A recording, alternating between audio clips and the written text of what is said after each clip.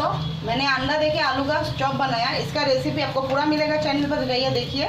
आपको इसका प्लेटिंग करना दिखा देते।